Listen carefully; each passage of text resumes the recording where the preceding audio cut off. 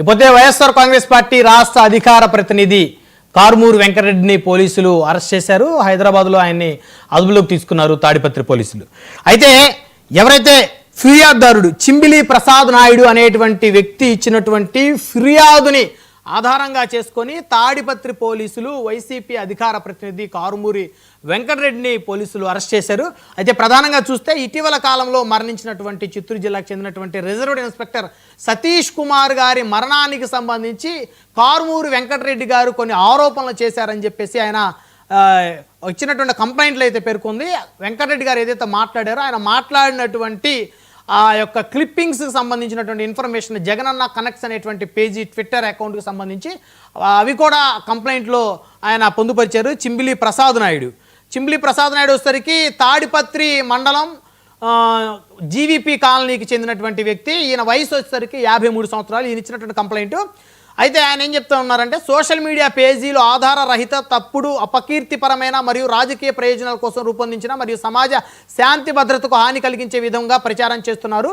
ఈ విధముగా కుట్రలు పన్ని తప్పుడు అపకీర్తిపరమైన మరియు రాజకీయ ప్రేరేపణతో కూడిన పోస్టులు పెట్టి కూటమి ప్రభుత్వం పరువు ప్రతిష్టతను దెబ్బతీసి విభిన్న వర్గాల గ్రూపుల మధ్య విద్వేషాలను రెచ్చగొట్టి రగిలించే విధంగా ప్రజల్లో అశాంతి అలజడి కలుగజేసే శాంతి భద్రతలకు విఘాతం కలిగించాలని కుట్రపూరితంగా వ్యవహరిస్తున్న వారిపై ఈ ఫిర్యాదును పూర్తి బాధ్యతతో రావడానికి ఇలాంటి తప్పుడు ఆరోపణలు చేసే కార్యకర్తలను కోరుతున్నాను. పైన పేర్కొన్న వ్యక్తులు మరియు సోషల్ మీడియా పేజీలపై తగిన చట్టపరమైన చర్యలు తీసుకోవాలని కోరుతుందని చెప్పేసి ఆయన ప్రసాద్ నాయుడు అనేటువంటి వ్యక్తి, చింబిలి ప్రసాద్ అనేటువంటి వ్యక్తి తాడిపత్రి పోలీసులకు ఇచ్చాడు. ఆయన కంప్లైంట్ రాశాడు. కంప్లైంట్లో వెంకటరెడ్డి గారు ఆయన చేసినటువంటి కామెంట్స్ ఏదైతే ఉందో సతీష్ కుమార్ అనేటువంటి రిజర్వ్డ్ ఇన్స్పెక్టర్ మరణానికి సంబంధించి ఆయన కొన్ని వ్యాఖ్యలు చేశారని, ఆ వ్యాఖ్యలకు సంబంధించి ప్రభుత్వానికి అపకీర్తి తెచ్చేలా కొన్ని వర్గాల మధ్య విద్వేషాన్ని రెచ్చగొట్టేలా ఉన్నాయని చెప్పేసి ఎవరైతే ఫిర్యాదుదారుడు ఇచ్చినటువంటి ఫిర్యాదును ఆధారంగా వైసీపీ అధికార ప్రతినిధి వెంకటరెడ్డి మీద పోలీసులు ఆయన అదుపులోకి తీసుకుని ఆయన మీద ఎఫ్ఐఆర్ కూడా నమోదు చేశారు. రైట్, ఈ అంశాలు గురించి చర్చిద్దాం. మనతోటి పాల్గొనడం కోసం డిబేట్లో జాయిన్ అయ్యారు శేఖర్ రెడ్డి గారు, వైఎస్ఆర్ కాంగ్రెస్ పార్టీ రాష్ట్ర అధికార ప్రతినిధి. శేఖర్ రెడ్డి గారు నమస్తే అండి. శేఖర్ రెడ్డి గారు మీరు జూమ్లో ఉన్నారు, మీరు మీట్లో ఉన్నారు, ఒకసారి అన్మ్యూట్ చేయండి సార్. వినిపిస్తుంది. శేఖర్ రెడ్డి గారు, వెంకటరెడ్డి మీకు సహచరుడు, మిత్రుడు, మీ పార్టీ అధికార ప్రతినిధి, మీరు కూడా ఒక అధికార ప్రతినిధి. సో వైఎస్ఆర్ కాంగ్రెస్ పార్టీ అధికార ప్రతినిధి వెంకటరెడ్డి అరెస్ట్ని మీరు ఏ విధంగా చూస్తున్నారు? కూటమి ప్రభుత్వం వైఎస్ఆర్ కాంగ్రెస్ పార్టీకి ఎంతలా భయపడుతుంది అనడానికి ఇది ఒక నిదర్శనం సార్. ఎందుకంటే కూటమి ప్రభుత్వం మేము అధికారం నుంచి తర్వాత కూటమి ప్రభుత్వం అధికారంలోకి వచ్చినప్పటి నుంచి కూడా కూటమి ప్రభుత్వం ఎలాంటి తప్పులు చేసి అధికారంలోకి వచ్చింది, ఎలాంటి తప్పుడు హామీలు ఇచ్చి అధికారంలోకి వచ్చింది, ఎలాంటి తప్పుడు ప్రచారాలు చేసి అధికారంలోకి వచ్చిందనే ఆధార సహితంగా మొదటి రోజు నుంచి మా అధికార ప్రతినిధి వెంకటరెడ్డి ఎండగట్టడం జరుగుతా ఉంది. దీన్ని అందరూ కూడా మీరు అందరూ కూడా చూశారు. ఛానల్స్ లో కూడా ఎన్నో చర్చా కార్యక్రమాల్లో ఆధార సహితంగా మాట్లాడినటువంటి సందర్భాలు ఉన్నాయి. మీడియా మిత్రులందరూ కూడా అత్యంత సన్నిహితుడు వెంకటరెడ్డి, ఎక్కడ కాంట్రవర్సీకి వెళ్ళేటటువంటి వ్యక్తి. సో అలాంటి వ్యక్తి మీద ఈ రోజు వీళ్ళు దీనికి వెళ్ళారు అంటే, అరెస్ట్ దాకా వెళ్ళారంటే ఇంతకు మించి చిక్కు చెట్టుంది. కామెడీ ఏంటంటే సార్ 51 సంవత్సరాల వయసు అంట సార్. అవును, వ్యవసాయం చేసుకుంటాడంట సార్. ఆయన సోషల్ మీడియాలో ఇంకా నవ్వు వ్యాఖ్య ఉంది. 51 సంవత్సరాల వయసు సోషల్ మీడియాలో చూశాడంట, మనోభావాలు దెబ్బతిన్నాయంటే కేసు పెట్టాడంటండి. అవును సార్, ప్రభుత్వం అతన్ని వేధించింది, అతను ఆత్మహత్య చేసుకున్నాడు అని చెప్పి వైఎస్ఆర్ కాంగ్రెస్ పార్టీ స్టాండ్. మీరు కూడా అదే స్టాండ్ మీద ఉన్నారా? 100% వైఎస్ఆర్ కాంగ్రెస్ పార్టీ మొత్తం అదే స్టాండ్ మీద ఉంది. ఓకే, సో నేను ఒక మాట చెబుతున్నాను సార్, దానికి మీరు అరెస్ట్ చేశారు కదా, నోటీసులు ఇవ్వకుండా సార్ 7 సంవత్సరాల లోపల శిక్ష పడే ఏ కేసుకైనా సరే నోటీసులు ఇవ్వాలి అని చెప్పేసి సుప్రీంకోర్టు గైడ్ లైన్స్, మరి సుప్రీంకోర్టు గైడ్ లైన్స్ ఫాలో అయ్యారా? మఫ్టీలో వెళ్ళి ఎవరిని అరెస్ట్ చేయకూడదు, సుప్రీంకోర్టు గైడ్ లైన్స్. భయభ్రాంతులకు గురి చేస్తూ వాళ్ళ కుటుంబ సభ్యులను బెదిరిస్తూ కుటుంబ సభ్యుల యొక్క ఫోన్లు కూడా లాక్కుంటూ, ఏంటి సార్ ఇది? What is this? అంబేద్కర్ గారు రాసిన రాజ్యాంగంలో ఉన్నామా, ప్రజాస్వామ్యంలో ఉన్నామా, లేకపోతే జంగిల్ రాజ్ ఆటవిక రాజ్యంలో ఉన్నామా? నారావారి రెడ్డి బుక్ పరిపాలన ప్రకారం నడుస్తా ఉన్నారా పోలీసులు? 41 నోటీసులు ఎందుకు ఇవ్వలేదు? వాళ్ళ భార్య యొక్క ఫోన్ కూడా ఎందుకు లాక్కున్నారు? ఎందుకు భయభ్రాంతులకు గురి చేశారు?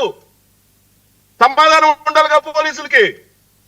సో మేం చెప్తున్నాం సార్, సతీష్ కుమార్ చనిపోయిన వెంటనే వైఎస్ఆర్ కాంగ్రెస్ పార్టీ హత్య చేసింది అని చెప్పి తెలుగుదేశం పార్టీ అఫీషియల్ పేజ్ లో రాశారు. ఓకే, ఎఫ్ఐఆర్ కూడా లేదు.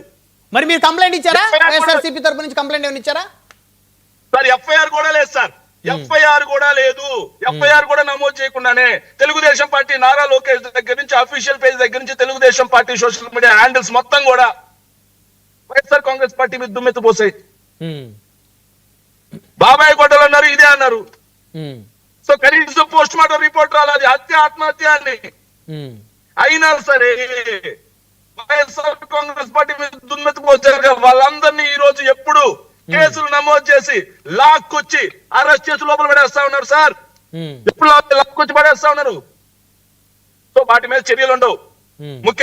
మాజీ ముఖ్యమంత్రి గారు అయినటువంటి జగన్మోహన్ రెడ్డి గారు సతీమణి మీద మాట్లాడినా, జగన్మోహన్ రెడ్డి గారి మీద కాదు కాదు, జగన్మోహన్ రెడ్డి గారు సతీమణి మీద మాట్లాడినటువంటి ఆ వ్యక్తిని, చేబ్రోలు కిరణ్ అనేటువంటి వ్యక్తిని అరెస్ట్ చేశారు.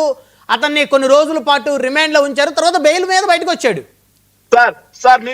సార్ మీరు ఒక, నాకు తెలిసి ఆయన పేరు శ్రీకాంత్ అనుకుంటా, హీరో శ్రీకాంత్, వినోదం అనుకుంటా సినిమా పేరు కూడా. ఉత్తిత్తి బ్యాంక్ అని ఒక బ్యాంక్ ఉంటుంది సార్, ఉత్తుత్తి బ్యాంక్. ఓకే, వీళ్ళు వాళ్ళ ఉత్తిత్తి బ్యాంక్ అని అట్లా ఇవన్నీ ఉత్తిత్తి అరెస్టులు సార్, ఉత్తిత్తి అరెస్టులు. సోషల్ మీడియాలో ఒక పోస్ట్ షేర్ చేసిన వాళ్ళు 90 రోజులు లోపల పెట్టారు. ఉమ్, మాజీ ముఖ్యమంత్రి గారి సతీమణి భారతీ రెడ్డి గారి గురించి అశ్లీలంగా, అసభ్యంగా, మనిషి పుట్టినోడు కడుపుకు అన్నం తిన్నోడు మాట్లాడకూడని మాటలు మాట్లాడుతా ఉంటే ఉమ్, అరెస్ట్ చేయాల. అంతెందుకు సార్, కిరాక్ కార్పి అని ఒక దున్నపోతున్నాడు, ఉమ్, వాడు మాట్లాడే మాటలేంటి సార్? వాడికి ముఖ్యమంత్రి గారు హగ్గు చేసుకుని స్వీట్ నోట్లో పెడతా ఉన్నాడు. ఉమ్, అరెస్ట్ చేయరా? మా పార్టీ మహిళల మీద, మాజీ మంత్రి వర్యులు రోజా గారి మీద, ఉమ్, అదే విధంగా నందమూరి తారక రామారావు, విశ్వవిఖ్యాత నట సార్వభౌమి నందమూరి రామారావు గారి సతీమణి, ఉమ్, ఆవిడ మీద మాట్లాడారు. ఇంకోడున్నాడు సార్, ఇంకో దున్నపోతు, ఉమ్. వాళ్ళ పార్టీలో సీమరాజే అని చెప్పి, వాళ్ళు మా మహిళల మీద మాట్లాడిన మాటలు, మా అధికార ప్రతినిధి అయినటువంటి శ్యామల గారి మీద మాట్లాడిన మాటలు, వాళ్ళు పెట్టే పోస్టులు. మీరు కంప్లైంట్ ఇచ్చారా? మీరు కంప్లైంట్ ఇచ్చారా? కంప్లైంట్ ఇస్తే కంప్లైంట్ తీసుకోలేదని చెప్పాలి మీరు. సార్ అంబటి రాంబాబు గారు గుంటూరు అరండవల్పేట స్టేషన్ లో ఎన్నిసార్లు సీమరాజా మీద కంప్లైంట్ ఇచ్చాడు? కనీసం పోలీసులు కేసు నమోదు చేశారా? ఉమ్, మేము హైకోర్టులో ప్రైవేట్ కంప్లైంట్ చేయాల్సినటువంటి పరిస్థితి. కంప్లైంట్ తీసుకోవటాలా? వీళ్ళు మానవత్వం గురించి, విలువల గురించి, బూతుల గురించి వీళ్ళు మాట్లాడాలా, మేము వినాలా? మా కర్మది, ఉమ్, మాకు కర్మ పట్టింది సార్ ఇది. సో మళ్ళీ చెబుతా ఉన్నాం సార్, ప్రశ్నించే గొంతుకని, ఈ ప్రభుత్వం యొక్క తప్పిదాలని, ఈ ప్రభుత్వం చేసే దోపిడీని, దుర్మార్గాన్ని, అరాచకత్వాన్ని, రెడ్డి బుక్ రాజ్యాంగాన్ని ఒక్క వెంకటరెడ్డిని అరెస్ట్ చేస్తే అందరూ భయపడిపోతారు. వెంకటరెడ్డి భయపడిపోతాడు, మనల్ని ఎవ్వరూ అడగరు. అంటే ఇప్పుడు మీకు భయం ఉందా? వెంకటరెడ్డి గారిని పోలీసులు కొడతారు, ఆయన్ని థర్డ్ డిగ్రీ ఆయన మీద ప్రయోగిస్తారు అనేటువంటి ఒక ఆందోళన ఏమైనా ఉందా మీకు?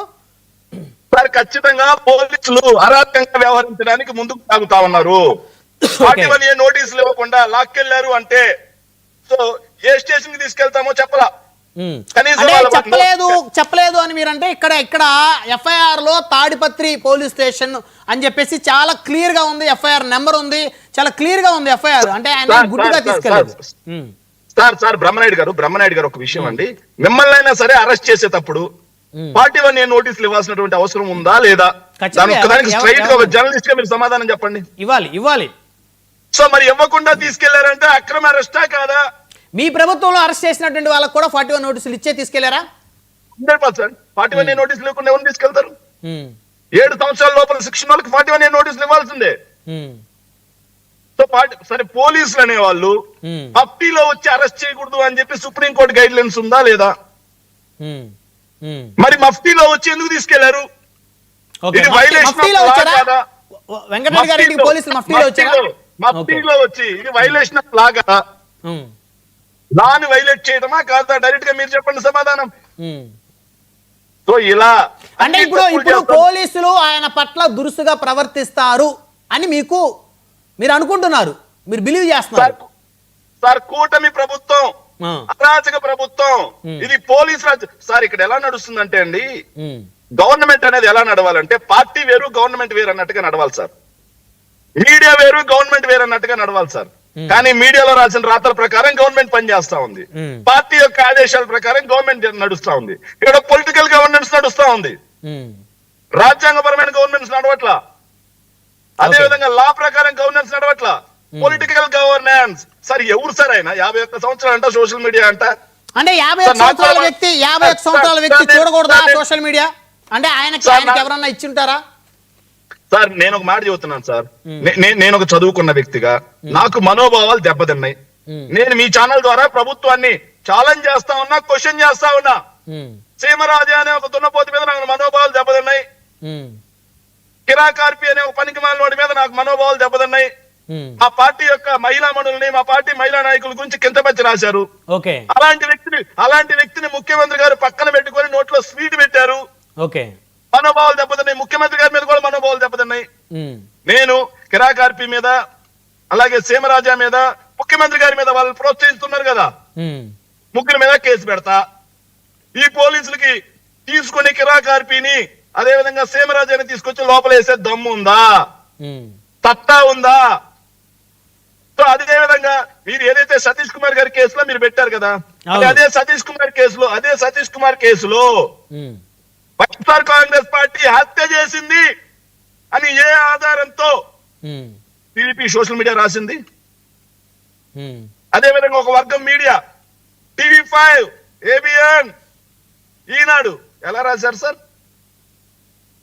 ఏ ఆధారంతో రాశారు? వాళ్ళ మీద మరి కేసులు నమోదు చేయరా?